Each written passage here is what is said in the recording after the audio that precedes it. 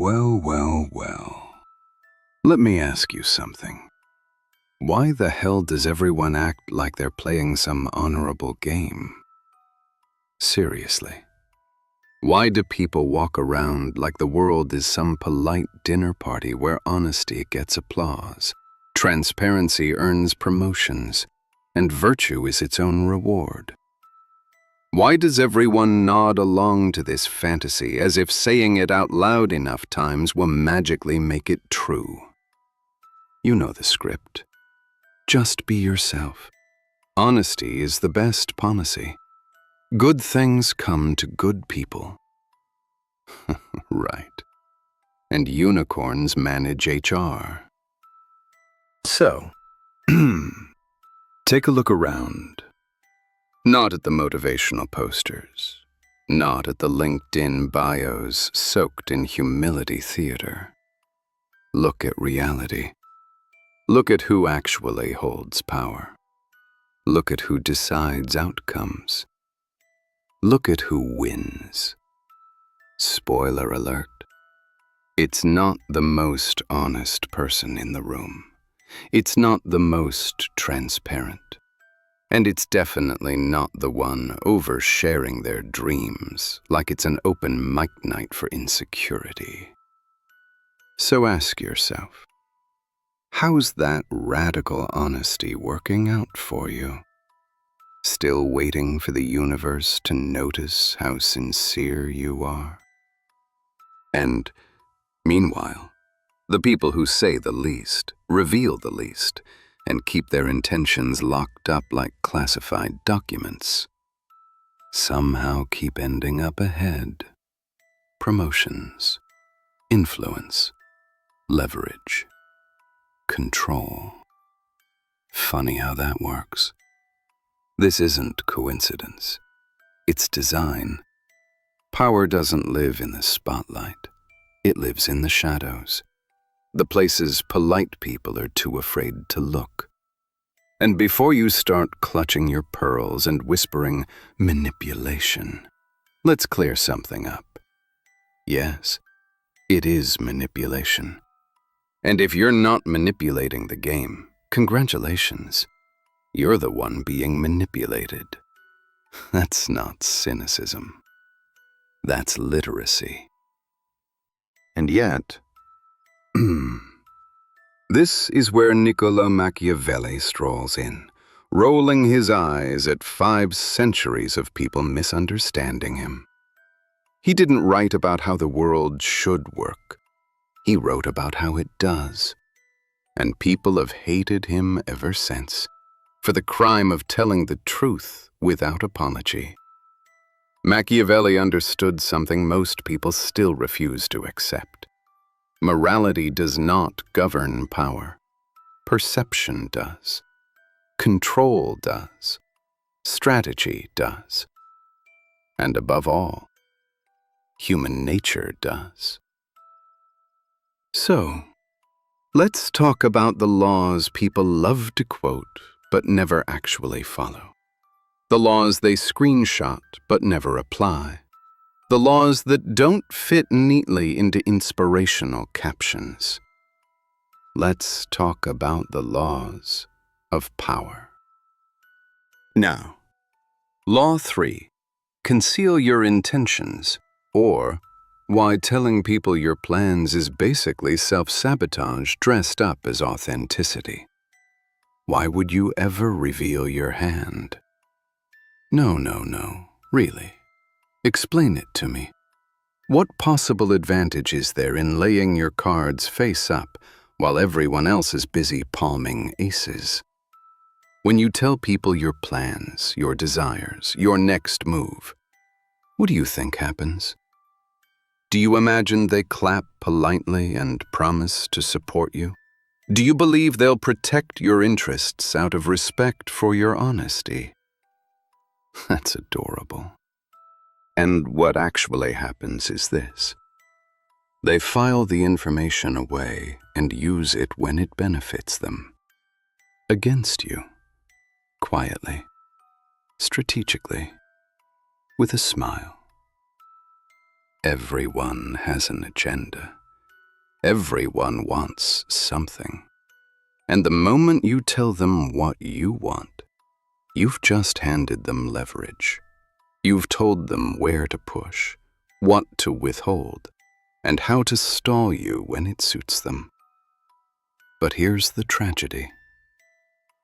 Most people think they're building trust. Trust.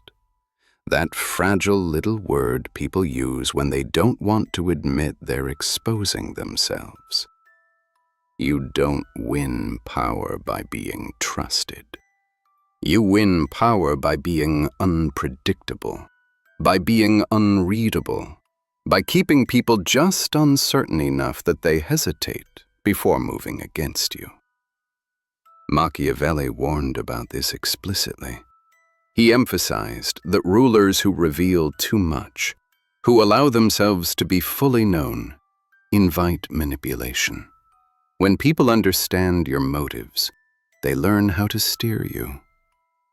And yet here you are, explaining your 5-year plan like it's a TED Talk. You know, power is a game of secrets, not lies. Secrets. There's a difference. Lying requires maintenance. Secrecy requires discipline. When you conceal your intentions, you reverse the power dynamic.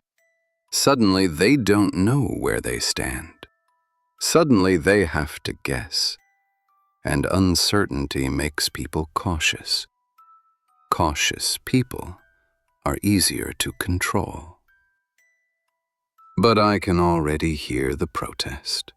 But Machiavelli, wouldn't people respect my honesty? Oh, absolutely. Right up until they outmaneuver you. So, respect doesn't come from transparency. It comes from restraint.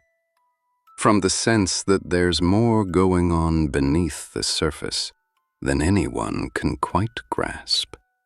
An open book isn't respected. It's skimmed. Mystery, on the other hand, commands attention. When people can't predict you, they watch you.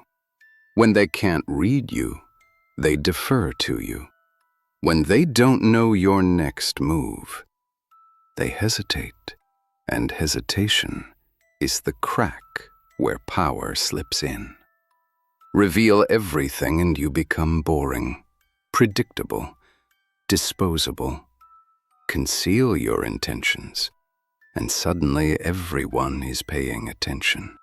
Not because you're loud, but because you're silent. And Law 16.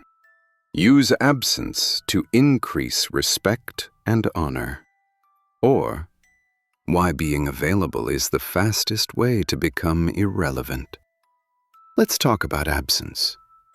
One of the most misunderstood and underused weapons in the entire arsenal of power.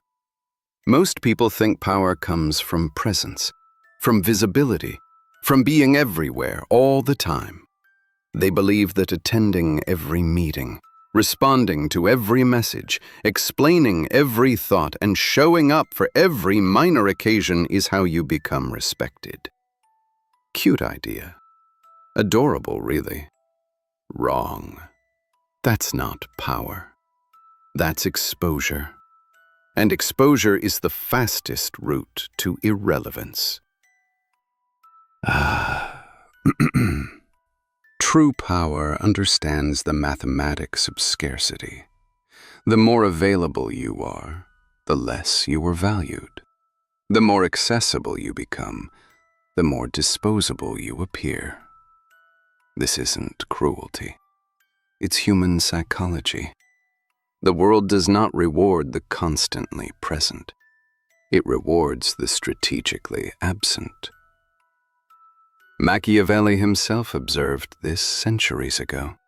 He argued that rulers who appear too frequently cheapen themselves, that anyone constantly visible loses mystique. A leader who is always reachable loses authority. Kings do not hover. They appear when it matters. They do not attend every banquet, respond to every petition, or allow themselves to be summoned at the slightest inconvenience. Why? Because scarcity amplifies respect. Absence, when wielded correctly, becomes a tool that makes your presence feel indispensable. And yet, absence creates gravity. It creates space for imagination, speculation, and, most importantly, desire. When you're not there, people notice the gap you leave. They feel it in the workflow, in the conversations, in the subtle shifts in energy. Suddenly, your value is remembered, even magnified, because it isn't constantly available to be taken for granted. But let's get something straight. This is not about sulking in the corner or vanishing into self-pity. That is not absence. That is retreat. That is weakness disguised as mystery. Weakness is transparent. It announces itself through desperation and overexposure. True absence is strategic, deliberate, calculated. It is controlled. It is purposeful. Well, what does strategic absence look like in practice? Let me spell it out. You don't respond immediately to every message, email, or ping. The world doesn't need to know what you're thinking at all times.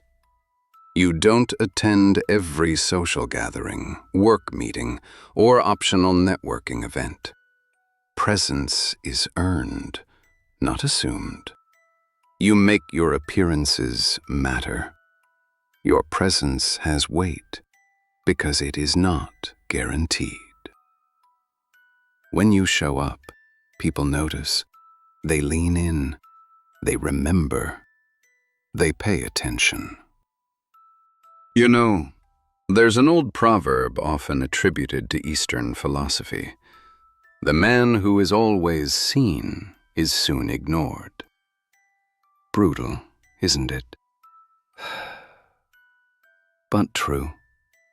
People stop appreciating what is ever present. They stop valuing your time. They stop considering your importance. They stop remembering why they even cared. Conversely, when you make yourself scarce, everything changes. Suddenly, your name circulates in rooms you're not in. Suddenly, people speculate about your activities, your motives, your next move. Curiosity breeds influence. Speculation breeds desire. And when desire and speculation converge, you become central without ever raising your voice. Absence, in this sense, is influence without effort, the most elegant form of power there is. Listen. Absence also teaches boundaries, whether people like it or not. When you are always available, your time is treated as unlimited. People interrupt, distract, and exploit your presence because they know you will accommodate them. Scarcity reverses that dynamic. Scarcity forces others to treat you as a finite resource, because you are, and the finite is always precious. Machiavelli understood this principle in the harshest terms. He advised rulers to never be predictable in their appearances or actions. Predictability is boring. Predictability is cheap. Predictability is forgettable. By contrast, controlled absence makes every appearance impactful, every action meaningful, and every word weighted. Power in this sense isn't about constant action. It's about selective action. So, the takeaway is simple, yet brutally effective. Stop being constantly present. Stop answering immediately. Stop attending every event. Stop making yourself perpetually available. Let absence work its magic. Let it create desire, speculation, and respect. Let your scarcity amplify your worth. Because let's face it, the world is full of people desperate to be everywhere, liked by everyone, constantly visible. Don't be one of them. Be the one they notice only when you want them to. Be the one whose absence is felt more than anyone else's presence. Be strategic. Be deliberate. Be scarce. In the end, absence is not weakness. Absence is influence. Absence is respect. And Law 36. Disdain things you cannot have. Ignoring them is the best revenge. Or, how indifference destroys what obsession never could. Now we arrive at the law most people will never master, because it requires something that feels almost unnatural in today's world. Ego control. Disdain what you cannot have. Oh, I see your eyebrows raising. Disdain. Really? Just pretend I don't want something while it slaps me in the face every day? Yes, really, that's the point. The world is obsessed with hustle, with chasing, with proving, with conquering. Want something enough and they call it ambition. Chase relentlessly and they nod in admiration. Cry a little while chasing and they call it dedication. Cute. Let's be brutally honest for a second. Sometimes wanting something badly enough isn't noble. It's not grit. It's not ambition. It's desperation masquerading as virtue. And here's the inconvenient truth nobody wants to say out loud. Obsession rarely looks like commitment to others. It looks like weakness. It looks like predictability. It looks like a rope tied around your neck, dangling where anyone clever enough can pull. Nothing destroys power faster than visible desire. Wanting something too openly, broadcasting it, carrying it around like a banner, that's not passion. That's self-exposure. That's you handing your opponents the instruction manual to dismantle you. People don't see your desire as passion. They see it as a lever. And levers, my naive friends, are meant to be pulled. You know, the moment people know what you crave, they control you. They can withhold it, dangle it, ration it, twist it. They can watch you contort yourself, negotiate yourself down, bargain away your dignity, all while smiling and taking notes. And you think you're winning? Ha! You're the one dangling. Machiavelli, ever the blunt realist, warned that rulers who show too openly what they desire, or what they fear, are already halfway conquered. He wasn't waxing poetic for fun. He was talking survival. A leader who desires too openly becomes hostage to his own wants. His enemies don't even need to strike. They just starve him of what he craves and watch as he flails, frustrated, predictable, exposed. Desire is a leash. Disdain cuts it. Ha! And here's where the world flips on its head. People get obsessed with the things they cannot have. It's primal, almost pathetic. Human psychology is simple. We desire what is scarce, forbidden, or seemingly untouchable. People waste time, energy, and sometimes their integrity chasing the impossible, clinging to it like it's a lifeboat. And the more they chase, the smaller and weaker they look. It's pathetic theater, played out everywhere, from boardrooms to bedrooms. But here's the irony. When you become the indifferent one, the dynamic flips. Suddenly the power is yours. Suddenly the unattainable trembles under its own weight. You are no longer the pursuer. You are the standard. You are the horizon. They chase you. They wonder. They seek validation from you. And all you do is breathe, exist in your calm, unbothered way. That's dominance disguised as serenity. That's control wrapped in ease. That's Machiavellian genius masquerading as casual disinterest.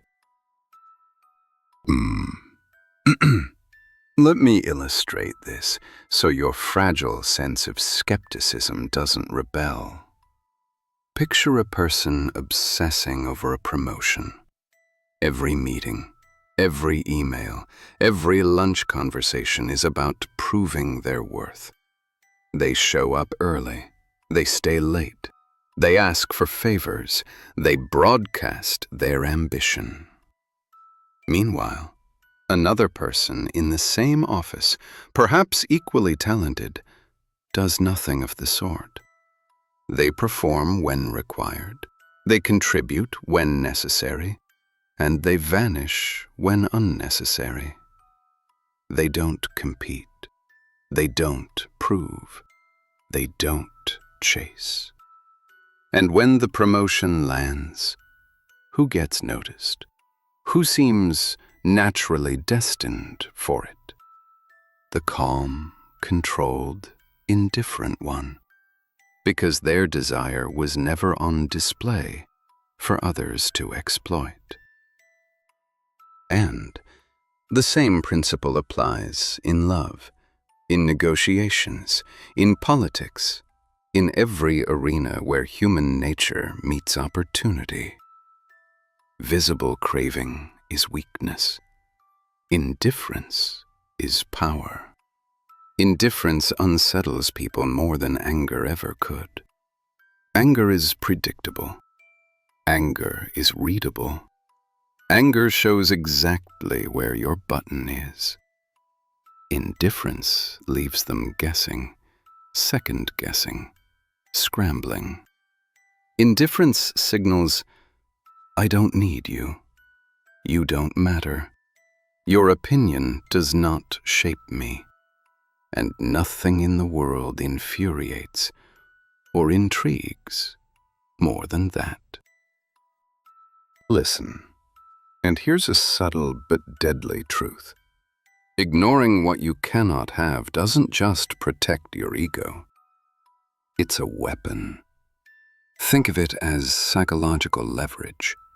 Desire always shifts balance. Indifference shifts perception. When you ignore, when you withhold your emotional reaction, you turn obsession against the obsessed. They become prey to their own need, while you float above it, untouchable, untangled, uninvested. They're running blind. You're watching. And yes, I can hear the protests. But won't that make me cold? Won't people think I don't care? Yes, that's the point. Coldness is a byproduct. Misunderstanding is a tool. People mistake your indifference for disdain because that's exactly what it is. They read into your behavior, they panic, they overreach, and in their panic they expose themselves. They reveal intentions, weaknesses, predictable patterns, all while you continue to control the narrative simply by remaining unmoved. Disdain also offers a remarkable side effect: freedom. Freedom from obsession. Freedom from being manipulated by others' desires. Freedom from wasting energy on what you cannot command. You are no longer a participant in their game. You are the rule book. You are the standard they chase. You are the prize that doesn't need chasing. Well, so here's the takeaway, spelled out in case subtlety escapes you. You don't need revenge. You don't need closure. You don't need to prove anything. Wanting something badly enough that it dominates your mind is the fastest route to irrelevance or humiliation. Ignoring it, treating it with disdain, and redirecting your energy toward what is achievable, controllable, and firmly within your sphere of influence. That is the true art of power. Learn it. Master it. Make others live in the anxiety of their own obsession while you walk free, calm, and untouchable. You know, because let's be honest, the world is full of people obsessed with what they cannot have. Don't join them. Don't give them the satisfaction. Don't even acknowledge the game they play. You will never win by chasing. You will never win by needing.